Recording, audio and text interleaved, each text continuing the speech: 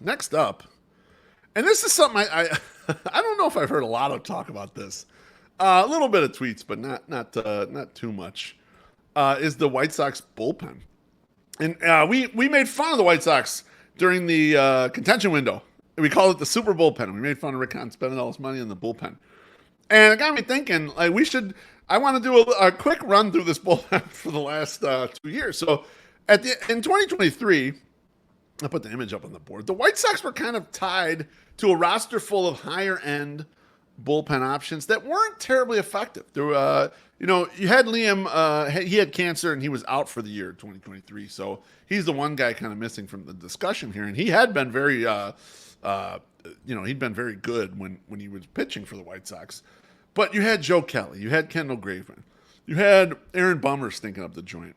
You had Jake Diekman from the 2022 trade deadline when Hahn basically just like took the Red Sox salary dump. You have Ronaldo Lopez in here. Ronaldo turned out much better after he left the White Sox.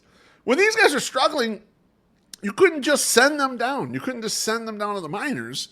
These guys were guys on decent contracts. You were board locked with your bullpen, and your only way to get them out of there when the guy's struggling his ass off. We saw it in 2023. You kept rolling these guys out there until the trade deadline when you just got rid of a bunch of them. And they kept stinking it up. And the only way you can get around them, fake injury. Tell Joe Kelly you're hurt. All right? Joe Kelly, you're going on the IL because you fucking stink. And that's the only way to really get around them. And so they had this board-locked bullpen that was atrocious. And they kind of traded out of it. And, thank goodness, it added a little flexibility. However, starting 2024, my man Chris Getz and Brian Bannister, they're like, well, we're going to put together a bullpen on the cheap. So they trade off Gregory Santos, which I thought was good. Well, his stock was up. They kind of got rid of him. But otherwise, they went out and signed John Brebbia, Dominic Leone, Tim Hill. They traded for Jared Schuster and Steven Wilson. Wilson came over in the Cease trade. Jordan Leisure came over in the Lynn Kelly trade. And this opening group, along with Kopech and Tanner Banks, who were decent. Tanner Banks was actually good. This opening group fucking sucked. And the problem with sucking like this so bad when you're trying to sketch a bullpen together, yeah, Trey is right, Brian Shaw. That's my guy, Brian Shaw. I don't know why they even kept him on the roster. He was getting absolutely crushed in spring training, but thought, well, we'll keep him on here. He's a good clubhouse guy. But these guys are getting absolutely crushed. And it was one of the worst things possible because when you're putting together a team that you know is bad, those bullpen pieces turn into depth pieces in your minors. And they fucked up every single one of them. The only guys they could trade were Banks, who was already an incumbent. It's kind of like a long man, journeyman guy. So they got super lucky they were able to trade him. And then Kopech, who was already here, who was kind of like lined up. And a lot of people don't think they got even enough for Kopech. But the guys you went out and bought, you didn't get shit for any of them. You had to fucking let them all out on the street. And it's one of the hugest mistakes of the first year of Chris Getz as GM. I don't hear a lot about it. I hear my guy Nicky Beeps shitting on them for this and a handful of other people. But not a lot of people have given them enough shit for how they screwed that up because they spent money in this spot, and that's where you're supposed to return at least depth pieces for a farm system that is starving for depth. But luckily, they decided, okay, fine. These guys didn't work out, and we couldn't trade them. These guys are fucking gone, and we're going to start pawing through what we have left. And one of the things that they did, which I hope they can learn from, is they took Mike Soroka, who I was really high on before the year, and who sucked as a starting pitcher. I mean, he was horrible as a starting pitcher. Almost cost me the steak dinner bet. He stays in the rotation the whole year, I'm going to lose a steak dinner bet. I win that narrowly by 5 runs. There's no way I win that if Mike Soroka happens to be a guy who stays in rotation. Instead, they put him in the bullpen. And thank goodness, because once they did, over 36 innings and 16 appearances, my man's at a 39% K rate, 2.75 ERA, and a matching FIP. He turned out to be really fucking good out of the bullpen. And I hope one of the things that these guys learned is, well, let's look at some failed starting pitchers and see who can ramp themselves up instead of grabbing, the John Brebbias and the Dominic Leones and the Tim Hills of the world. Go down that path. Go down that path and see what you can do and find there. At least the White Sox did tinker, though, and by the end of 2024, they had a very different looking bullpen. I'll put the graphic up there. Here's their bullpen by roster resource. And these names, other than Schuster, who started in this bullpen at the beginning of the year basically as a long man, are very different. Justin Anderson, Frazier Ellard, Prelander Baroa, Gus Varlin,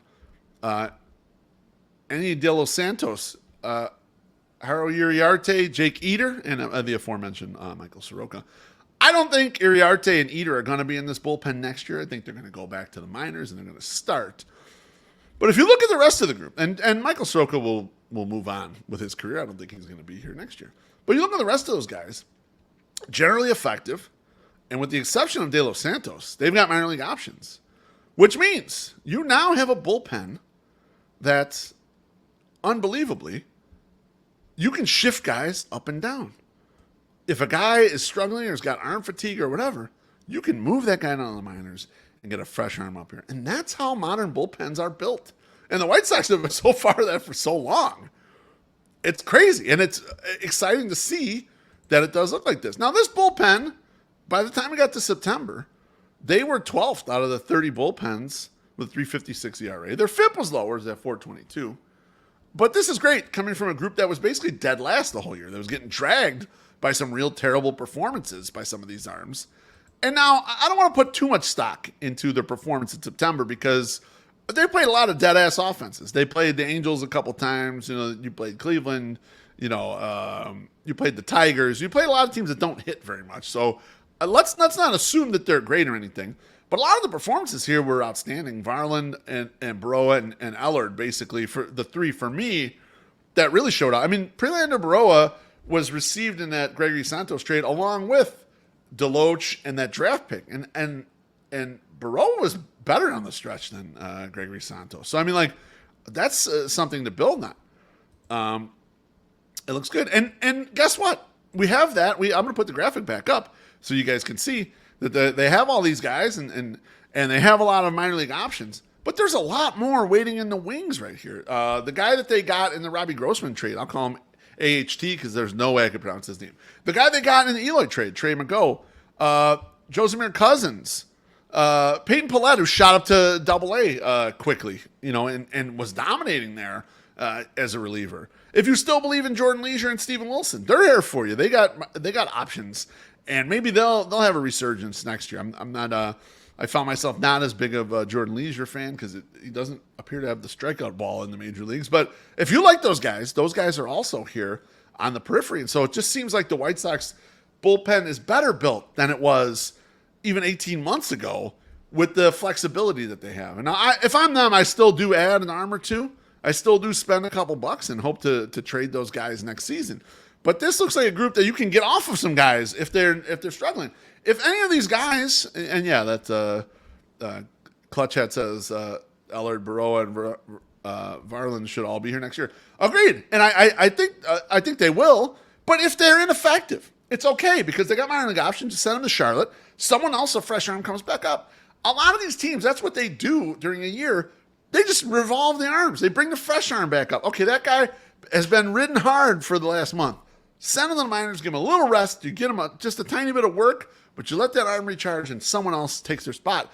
And the White Sox do look like they've transitioned into that position, which I like very much. It's one of the few things that, it came out of something bad. They should have gotten more for these relievers, but they didn't. So a bright side, if you will, from that stuff. And yeah, I wouldn't be he says, give somebody with actual closing experience like $10 million and just say, fuck it. I agree. Get a low-end closer and then look to trade those guys.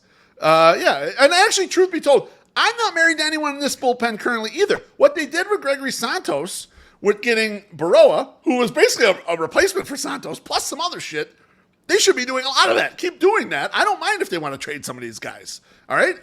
Go ahead and get back in it. This is where it could be a strong point for the White Sox if they can flip out of these positions regularly and keep adding. They need to keep adding. The depth thing is huge. We saw with the last group. We didn't believe it, and then we saw it come to fruition. We said, well, they have enough depth. But they got the superstars. Don't worry about it. And those guys start failing, and now you have no depth, and you ain't shit. And we saw it. We don't want to see it again. We need more. We need more depth, and keep going. If you have to trade some of these guys to get that depth, it's fine. There's no problem with it.